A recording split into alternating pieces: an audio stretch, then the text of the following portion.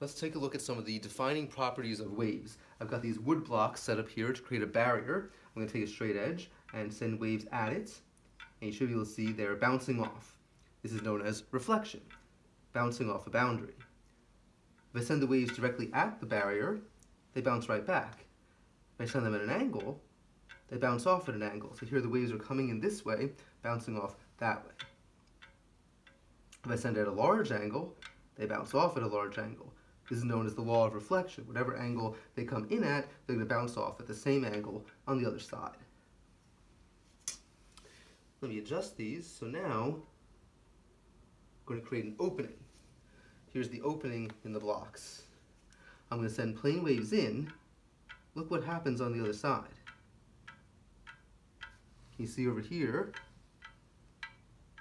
we're getting circular wavefronts coming out the other side.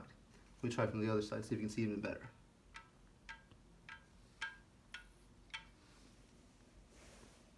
If I open it up,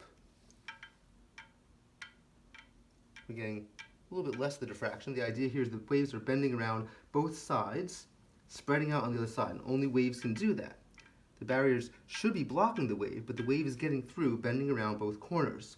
But you notice that the wider I make this opening, the flatter the waves are when they come out on the other side. Here it almost looks like they're not diffracting at all. If you look very close to this edge, or close to this edge, that's where you'll see the circular wavefronts. But down the middle, it looks like they're not diffracting.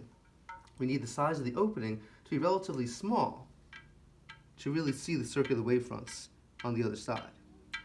Now here I'm sending plane waves in. What happens if instead I send circular wavefronts in? Yep, still getting circular wavefronts on the other side. There's nothing that's going to make them flatten out, so they're both bending around both corners. All right, let's see if I can make this a double opening. Watch what happens. We'll try from this side. Okay, so now you should see both the openings here and here are creating their own pattern of circular wavefronts, and they're overlapping each other.